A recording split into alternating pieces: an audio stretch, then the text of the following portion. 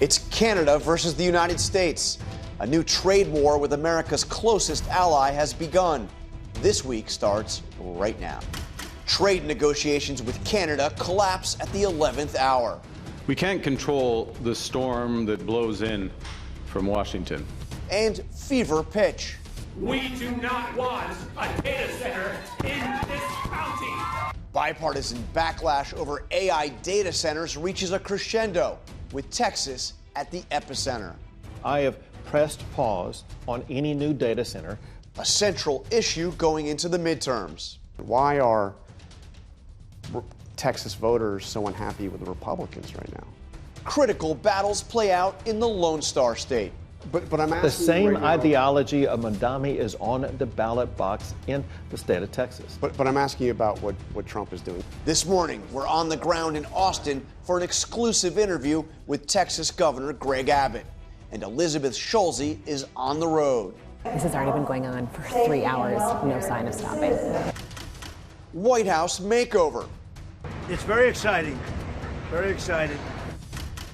And President Ford once told me, your tombstone should read, "Here lies the worst source in Washington." we sit down with Pulitzer Prize winner and former chief White House photographer David Kennerly to discuss his new book, In the Room, 60 Years on the Front Lines of History. From ABC News, it's This Week. Here now, Jonathan Karl. Good morning. Welcome to This Week. We will get to our exclusive interview with Texas Governor Greg Abbott in a moment, but we begin with breaking news involving America's relationship with our closest ally. This weekend, tense trade negotiations broke down, triggering major new U.S. tariffs against Canada, with the Canadian Prime Minister vowing to match those tariffs dollar for dollar. Prime Minister Mark Carney declaring, quote, America has changed. Let's get right to senior political correspondent Rachel Scott at the White House.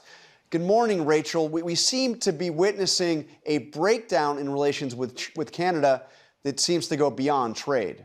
Yes, John, good morning to you. And this really did come down to the wire. These talks completely collapsing between the U.S. and Canada. And this morning, Americans are now bracing for an all-out trade war with one of our closest allies and also our neighbor to the north. So President Trump has now imposed a 50% tariff on about $20 billion in Canadian goods. He says that Canada wants the benefits of being a state without actually being one. Well, Mark Carney, Canada's prime minister, is not backing down. He says that Canada will match those tariffs dollar for dollar, imposing tariffs on a sweeping amount of goods, apparel, electronics, paper goods, and steel. And that would start on September 8th. So that means for Americans here at home, they could see prices increase. We could also see small businesses be hit. But John, listen, you mentioned it here, and this goes far beyond trade because this also impacts our relationship with Canada. And Carney did not mince words. He says that America is attacking Canada, at one point even comparing it to being at war with America. John.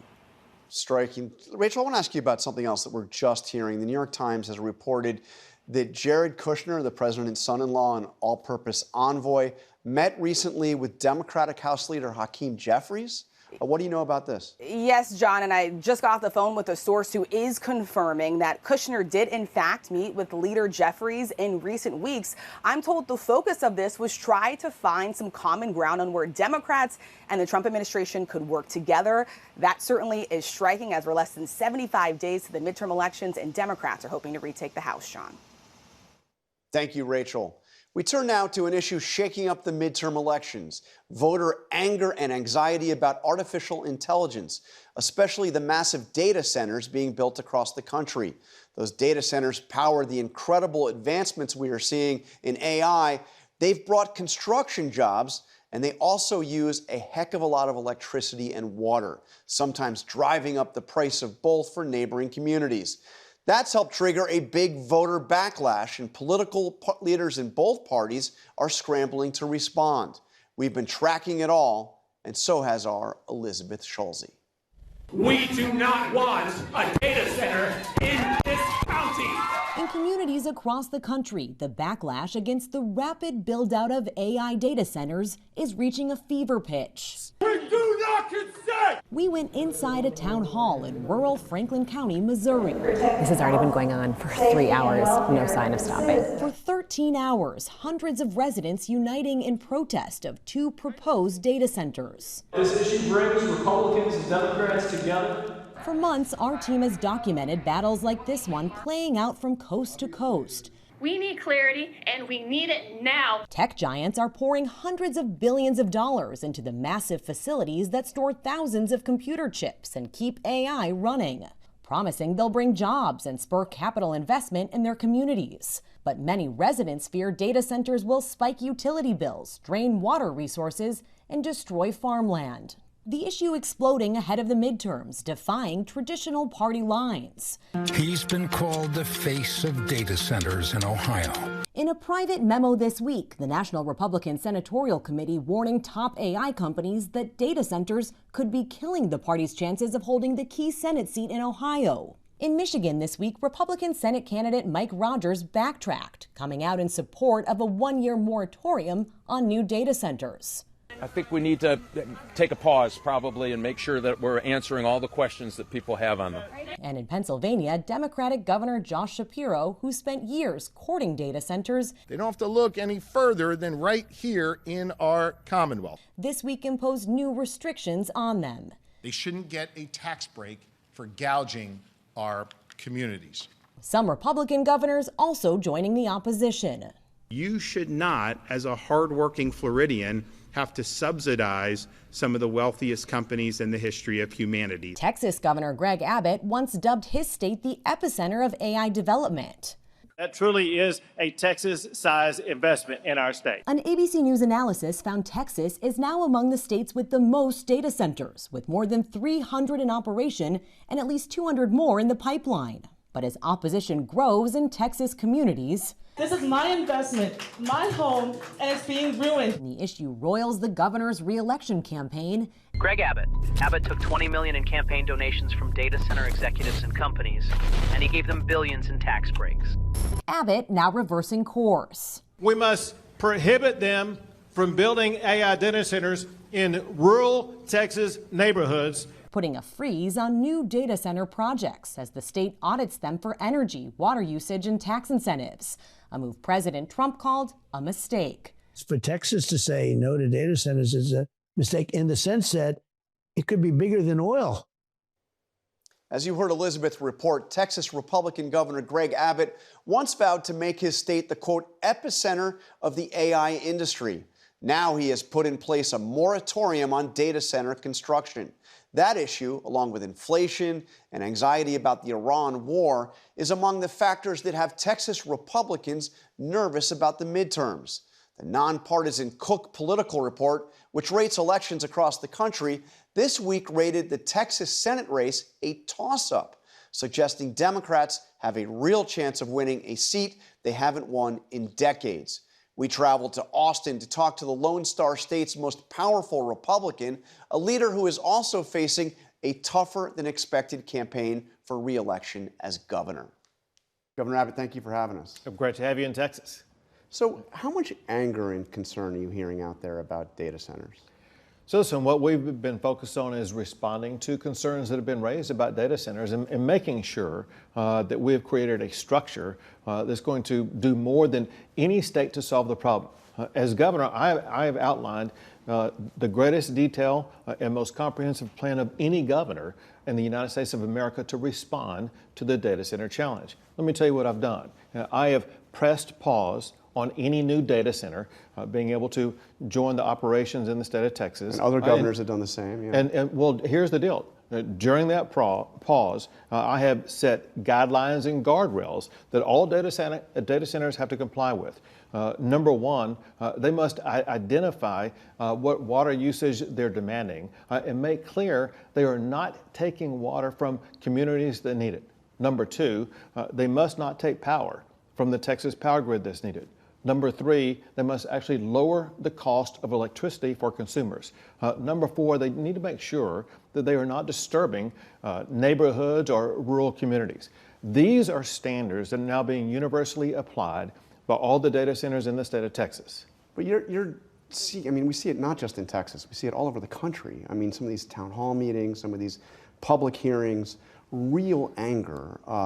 What is driving it? Is it the energy costs? Is it what is driving the anger? So you're out there talking to people. One thing is the rapidity that these data centers are coming online that people didn't see coming. The other is the way that the data centers, they didn't do their job to get the support of people in local communities.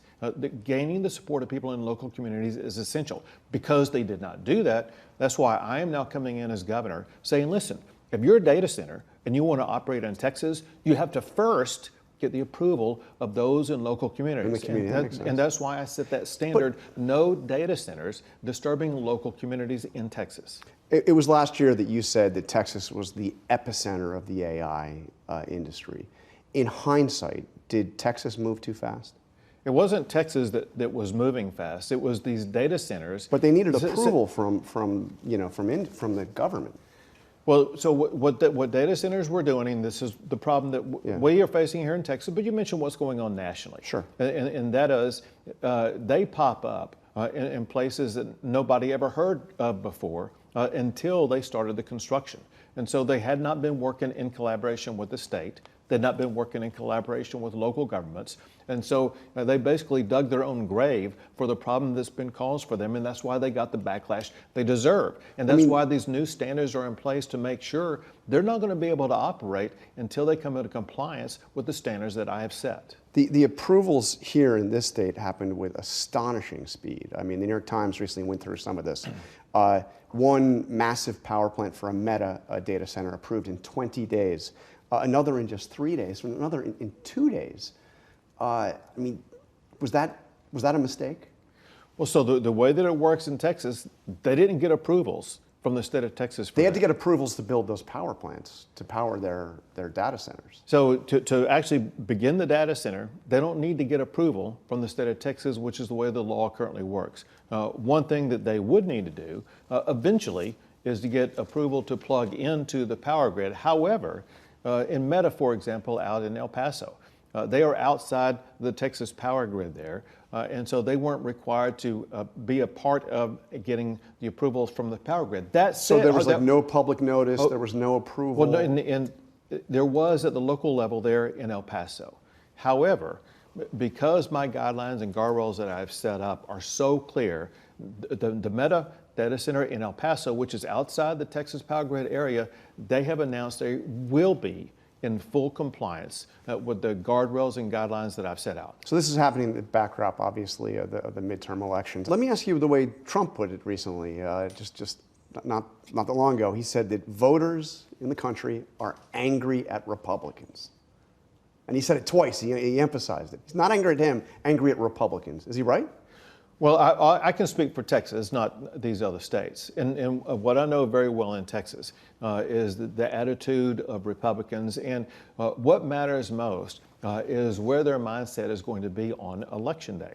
On Election Day... Well, I'm talking about right now. How does it feel right now out there? Listen, what matters in elections is it's not in August. What matters in elections is November. And I know what's going to happen in November, and that is there's a choice at the ballot box. And when those voters go in, they're going to choose between common sense that's offered by Republicans versus the crazy that's offered by the Democrats. So you traveled this state a lot. What do you hear from voters in places like Abilene when you get out there, and they see Trump building, wanting to build the ballroom, talking about it almost every day, showing off his new helipad, talking about building a big arch, putting all the gold around.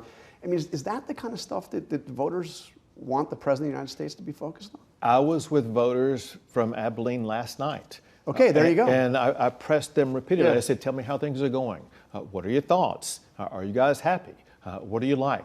These people were ebullient. They said they could never be happier. They're so excited about being in Texas. They're excited about the growth, the economic growth that we have in our state. They're excited about their community. And so I kept pressing to see if there was maybe any soft spot whatsoever. Maybe this was a self-chosen crowd, though. They're coming to see you. I mean, you see it. There's anxiety, not just in Texas, but all across the country. I mean, concerns about prices, concerns about where the economy is going.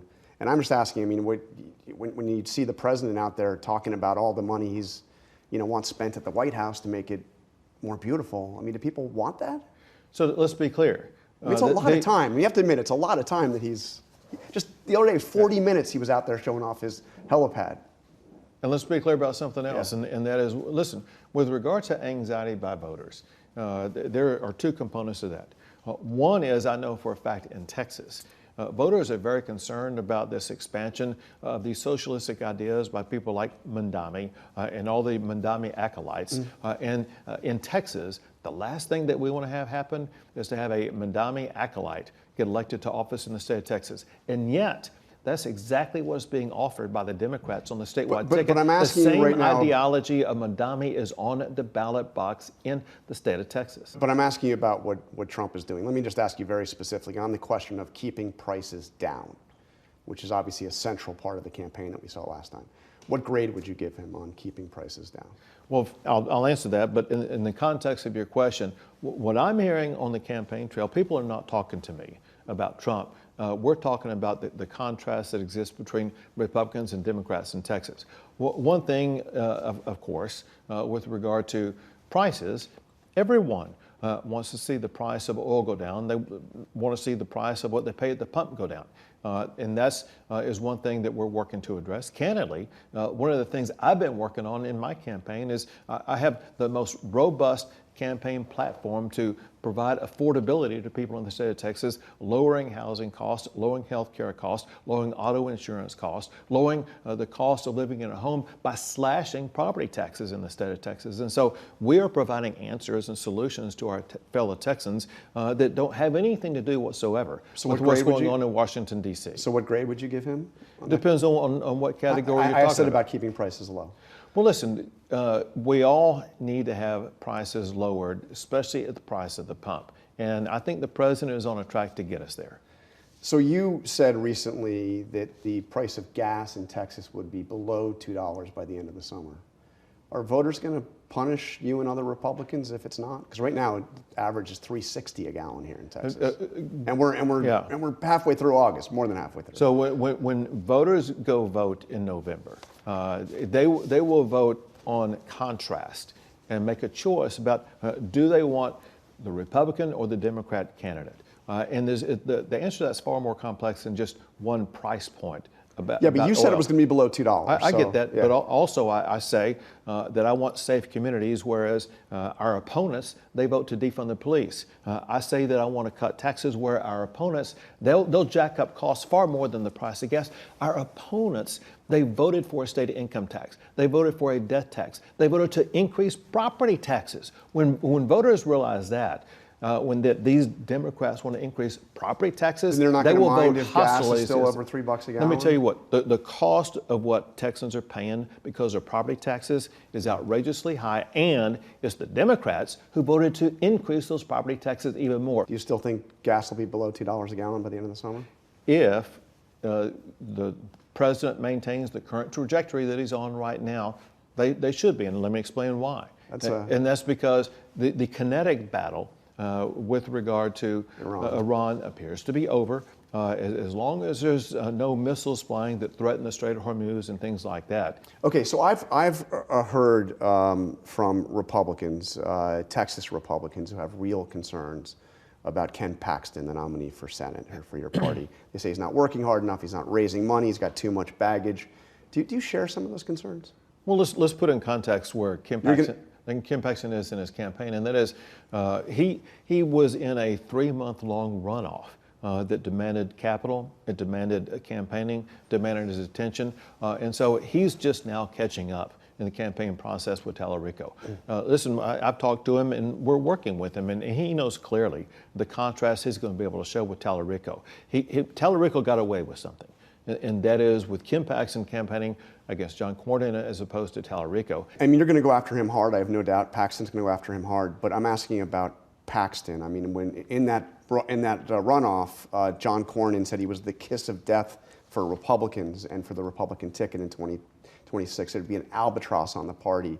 Said if he's the nominee, we could well experience a massacre and the first Democrat elected statewide. Elections are about choices. And when voters go to make a choice on November the 3rd, the contrast they will see between Ken Paxton and James Tallarico is so extraordinary. That choice is going to be easy. And they'll be voting for Ken Paxton and they'll be voting against James Tallarico. Let me ask you about the future of the party. What happens after Trump? Is there an heir apparent? Is it J.D. Vance? Listen, who knows that there's an heir apparent right now? What I can tell you is this, and that is the Republican bench is far stronger than the Democrat bench. And it's going to be a massive contrast for the next presidential election where we have all of the DSA candidates, the Democrat Socialists of America, who are lining up to try to take over the next helm of the future of the Democrat Party. And they are trying to take America down a direction that Americans will solidly reject versus a great lineup of potential Republican candidates. So you don't think Vance is the presumptive? I don't think anybody should be categorized as the presumptive nominee. What I can tell you is JD would be a great candidate. Rubio would be a great candidate. There are many governors who would be great candidates. Are you going to run? Listen, I'm focused singularly on one thing, and that is winning my election here, representing the state of Texas. I was born in Texas. Yeah. I was raised in Texas. My daily job is to fight for Texas. It means something to be a Texan. And my goal is to make sure we live up to that standard and keep Texas, Texas. You're running for an unprecedented fourth term. You're not going to run for a fifth, are you, if you win this time? But you know, as Trump says, I may run for a fifth term, a sixth term, a seventh term. Who knows? You don't have term limits. He does. Bottom line is this, and that is, I look at only what is right in front of me. Now, what's right in front of me is making sure that I do my part, not just to win the election, I do my part to make sure that we keep Texas, Texas. All right, Governor Abbott, thank you very much. Appreciate your time. You got it. Thank you. Great. Good to have you here. And coming up, we've learned more about that secret meeting between Democratic House Leader Hakeem Jeffries and the president's son-in-law, Jared Kushner. Our roundtable is here with me, and we are back in just 2 minutes.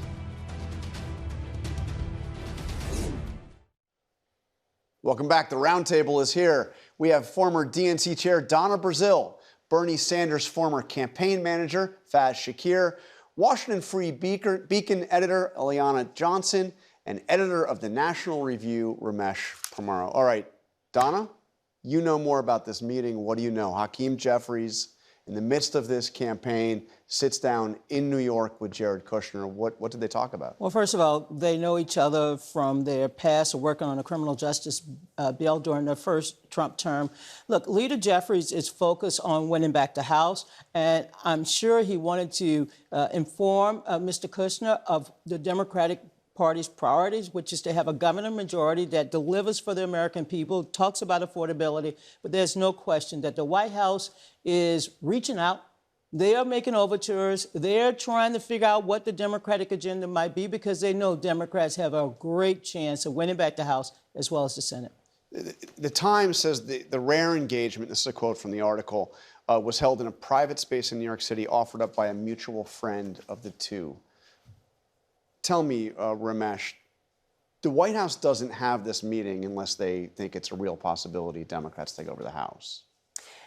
This is not a White House that has prioritized strong relationships with the Democratic Party in Congress. Yeah. And so, yes, I don't think it's a vote of confidence in Republicans keeping the House. And it's not going to be received that way among House Republican campaign leaders. Well, look, John, I think we're told they talked about that Jared Kushner wanted to talk about housing, immigration, and the cost of living. The president may very well think if the Democrats take the House, he wants to work on some legacy issues with the Democrat-controlled Congress. I think if the Democrats take the House, they're going to be focused on three very different things, and those are investigations, investigations, and investigations. Yeah. In his State of the Union, the president said he was going to offer a great American health care plan. Breaking news, he has not. He's cut about $1.5 trillion from health care over the past next 10 years, Medicaid and Obamacare subsidies. The opportunity for Democrats to offer, when you say cost of living, affordability, health care has got to be up there. If you talk to regular working class people, this is number one. And so I'm hoping that that's a demand of Jared Kushner. What do you got? Is there a plan? And the Democrats should have one. In addition to that, AI data centers, right? The regulation. In his State of the Union, the president said, We're going to ban private equity purchase of large institutional housing. We're going to cap credit card interest rates. We're going to do all these other progressive things. Those could form the basis of working together. I'm glad they're talking, but I don't hold out a lot of hope that the president is thinking about working class people right now. Okay, but let's go to the next. Let's do the hypothetical. Democrats win. They win the House, maybe win the Senate. They're going to want to go after Trump hard in the investigations, Ileana said. But what I hear you saying is there is real possibility. If the American for them to people get something done. deliver the majorities to the House and the Senate to Democrats, it is in part not only a condemnation of Trump and the agenda that he's on, but a desire and a hope that, hey, please do something for my life. And I hope that many Democrats are thinking that, hey, just because President Trump is in office doesn't mean he won't sign some stuff. If you passed a minimum wage increase and put it on the president's desk, would he sign it? I don't know. But it is incumbent and a responsibility on Democrats to say, hey, now that we have power, we're going to give you an agenda that works for working class people and force the president to have to veto some stuff. And we have to make sure that we protect the social safety net in this country. There are millions of Americans, as they prepare to get their kids back to school, they're suffering. They're suffering with high grocery prices, high gas prices, utility costs. Democrats will have to deliver for the American people. And yes, we need Article 1, the Congress of the United States, to provide oversight and accountability, because the American people also see this administration getting away with everything. But Ileana, if Trump is like on defense, they're coming after him, maybe they're trying to impeach him, investigations, oversight all around. Is this the moment he tries to be the deal maker? Is this the Trump that met with Kim Jong-un and has sent Jared Kushner to meet with Hamas? Is there a desire in that Trump White House to actually get something done with a Democratic Congress? Well, I do think you've seen the president focused on legacy issues in his own way. I think that was why he did the Iran war, and second-term presidents, that's where their focus is. And I think that's the motivation for this as well. So, yes, I think he will be focused on his legacy when he's a lame duck in the final 2 years. By contrast, I think Democrats, if they take the House, if they take the Senate, they're going to be focused on the White House. It's natural. The second the midterms end, they're going to be focused on 2028 and what those investigations can produce to better set them up to take the White House in 2028. Y'all are really scared when you think I that's feel what as though the standards are being set way too high here. A big bipartisan cooperation on things like housing, I do not see. I would be surprised if we didn't have government shutdowns in the next Congress with the Democrats controlling Congress and the Republicans in the White House. I think getting the bare minimum done is going to be enough of a challenge without trying to accomplish major bipartisan achievements. Shutdowns is what we saw the last time Democrats took over in the middle of a Trump term. So let me ask you, you brought up the issue of data centers, Faz. What did you make of what we heard from Greg Abbott? I mean, this is like He was obviously a cheerleader for the whole thing, and now he wants to walk away from the mess and say, oh, I'm going to regulate them. And by the way, his path is similar to Shapiro's. Shapiro, Gretchen Whitmer, it's a whole bunch of them. When working class people were standing up, many politicians were not listening to them. They were taking checks from AI companies and saying, hey, you got the permits, go run with it. In my mind, I hope if Democrats come into the House and the Senate, it's not just to end the subsidies for some of these AI companies. It is to ask them to be taxed. There's trillions of dollars sloshing around in data center development. And at the same time, you're cutting $1 trillion from healthcare. It is embarrassing. It's immoral to go before the American public and say, oh, sorry, we don't have money in the federal budget to pay for healthcare. We have to cut it. And then you watch literally hundreds of billions of dollars get sprinkled around this entire country. That's immoral. And you should be demanding that if you want to build data centers, we got to get some revenue. The American people are going to stand to benefit here. Is that an argument Trump would be open to? Republicans are in. I mean, he has already nationalized some, partially nationalized some companies. He might be open to that, but the problem that Republicans have right now is AI is the success story in this economy. Without AI, it is a very bad economy. With AI, it's a mediocre economy. It's certainly driving all the stock market gains. And Republicans are already in a hole on the economy, and now there's this political attack on the part of the economy that's actually working, and it's a popular attack. That's the problem. When you have people from rural Georgia and places in Virginia and everywhere across this country.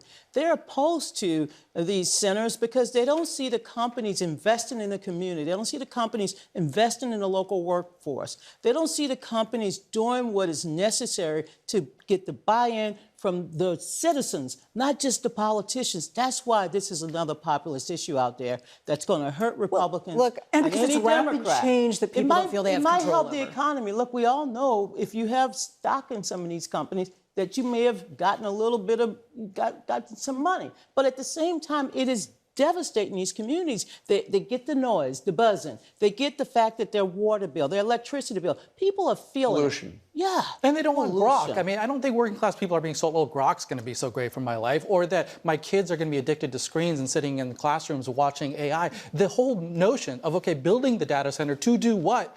Don't fool yourself. I don't think people are sold on even that.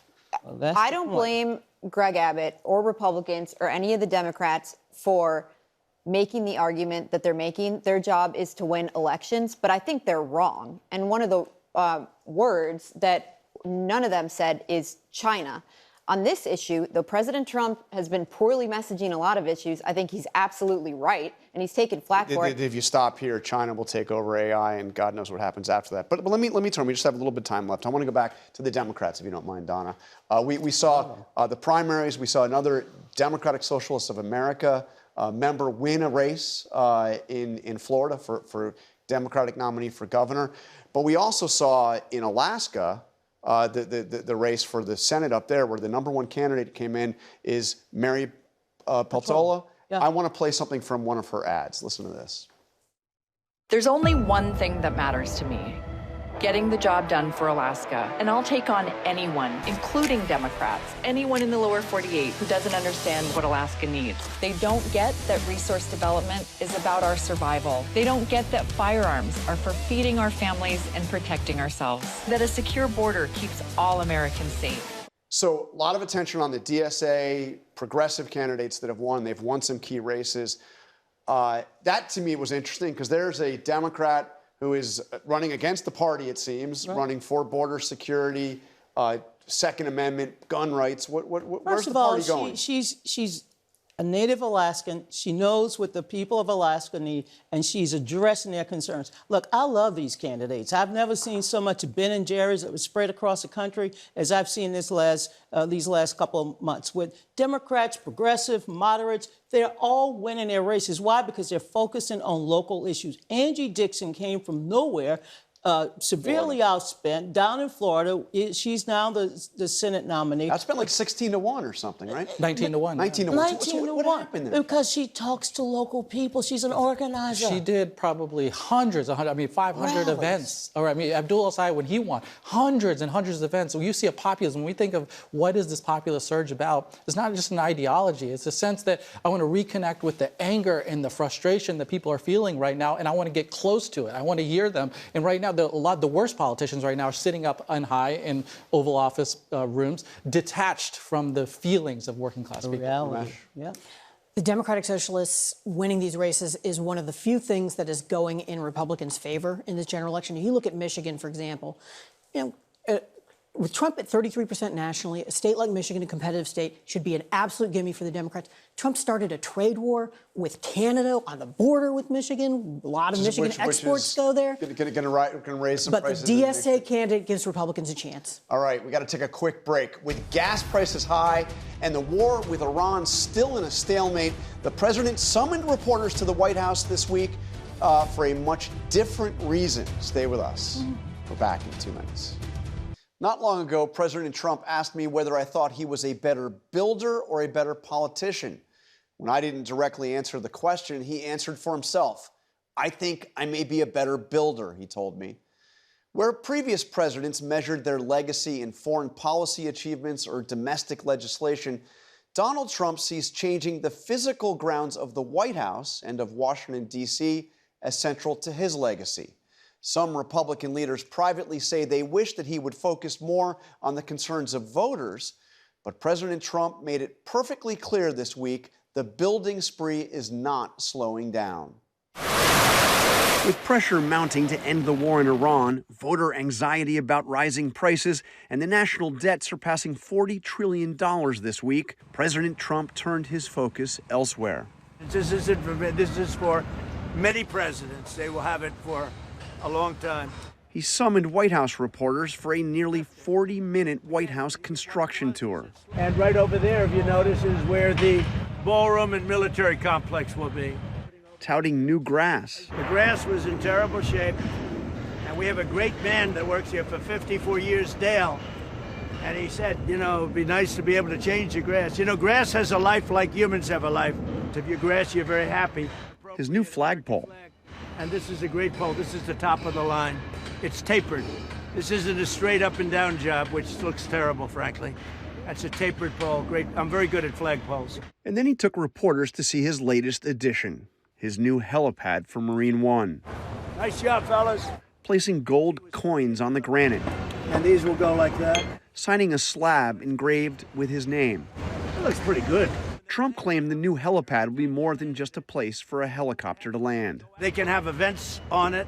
They can have people go there for cocktails and then walk to the ballroom. Legal challenges haven't slowed construction of that massive 90,000 square foot ballroom, significantly bigger than the White House itself. Trump posted this picture of the construction over the weekend.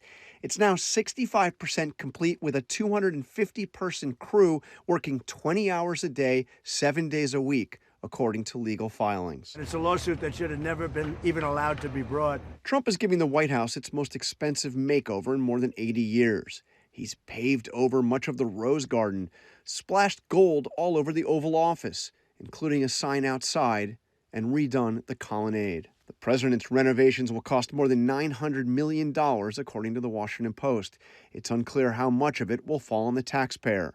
What is clear, it's a major priority for Trump. I'm a real good developer, and frankly, it used to make me sick to look at how horrible the condition was, where the stone was broken, the columns had big chips in them, a foot long, and it was terrible.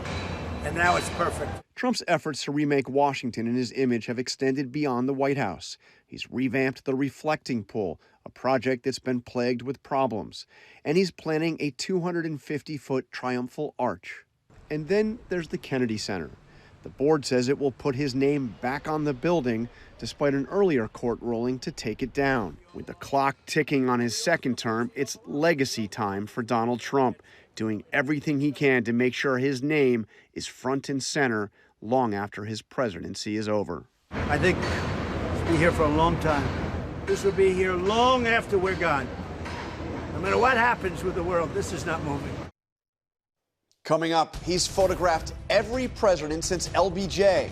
Up next, my conversation with the man who has had a front row seat to history for 6 decades. You may not know his name, but you have almost certainly seen his photographs. David Hume Kennerly won a Pulitzer Prize when he was just 25 years old. And for the last 6 decades, he has been there when history is being made. His incredible archive is stored at the Center for Creative Photography at the University of Arizona.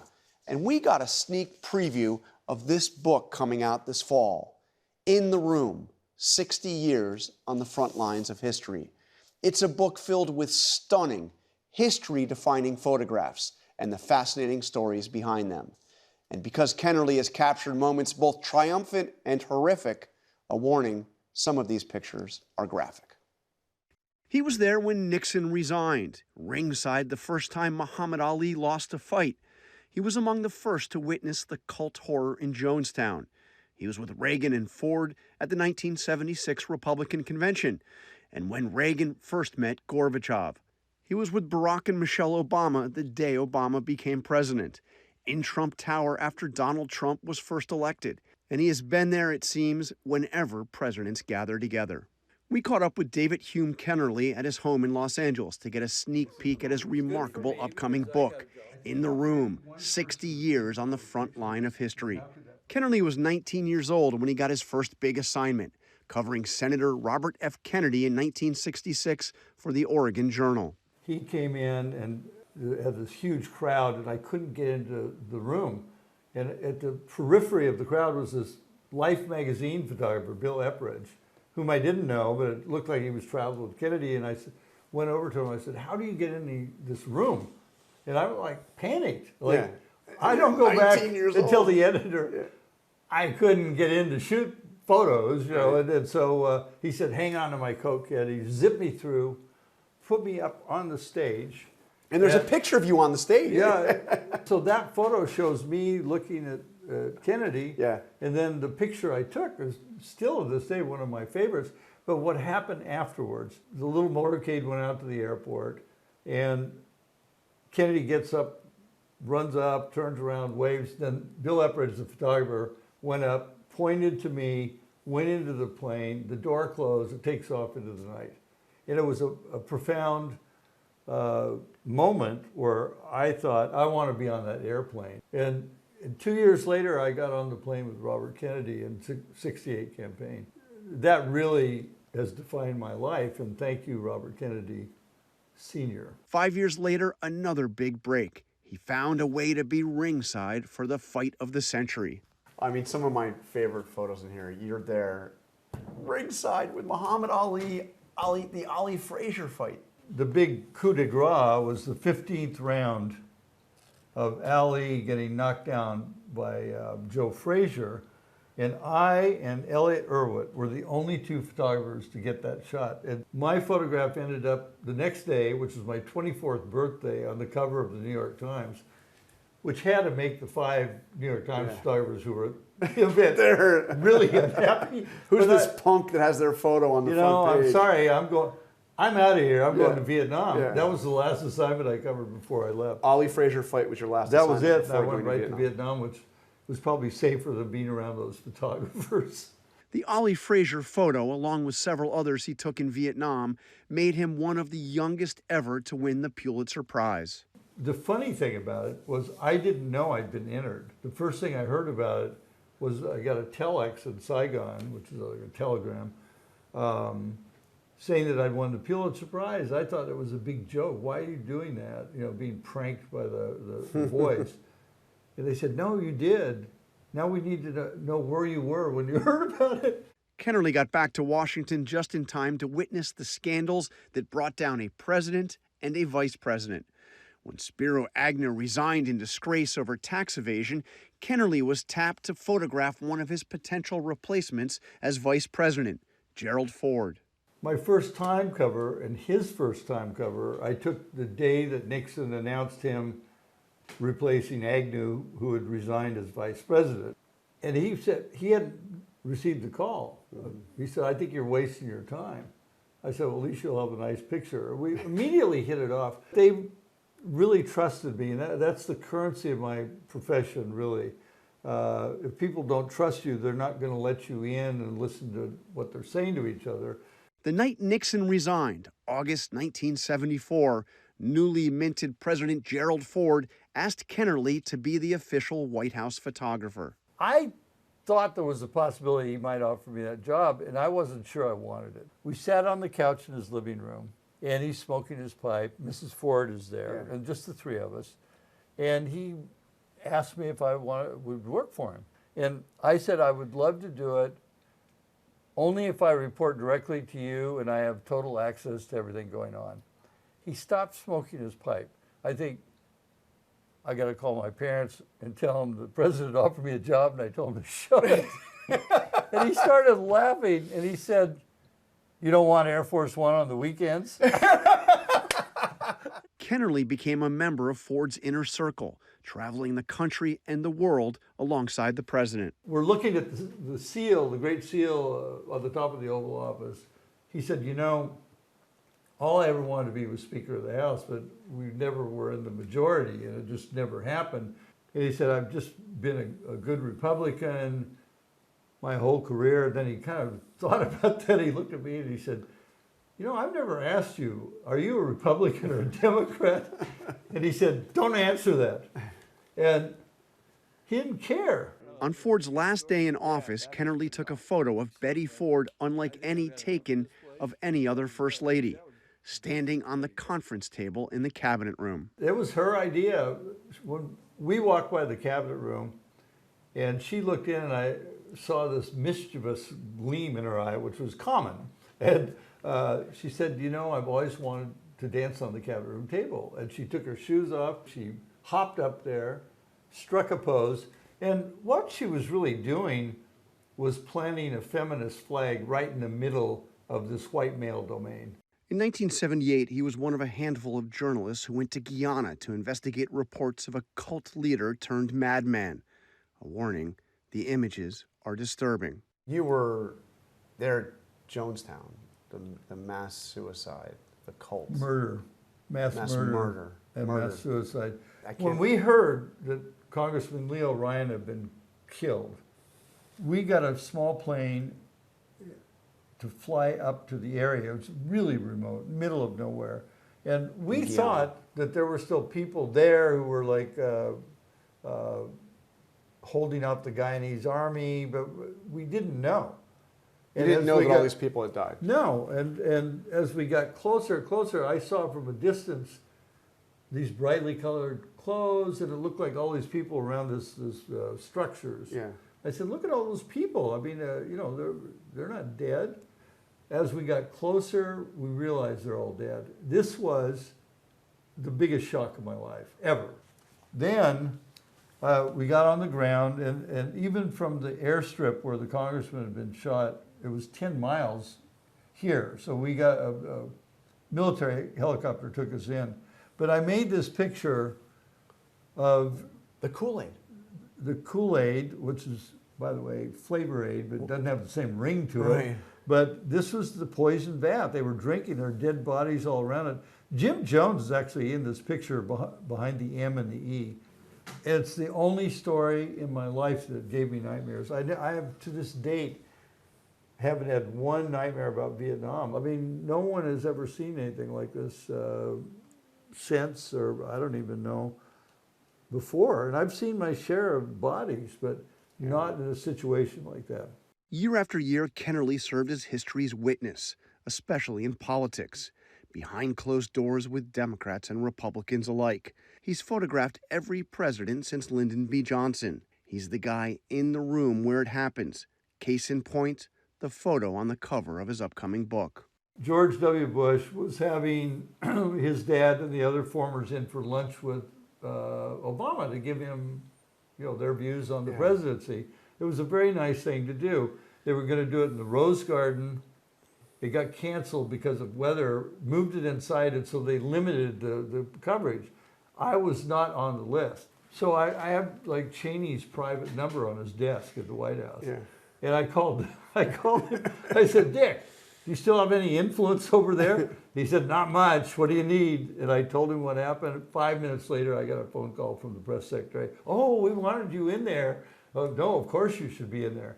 So when I'm in, then I'm standing right in front of him, like 10 feet away. Bush is saying to Obama in this picture at that moment, there's Kennerly. You know Kennerly? And Obama doesn't know me from like anything. I never met the guy.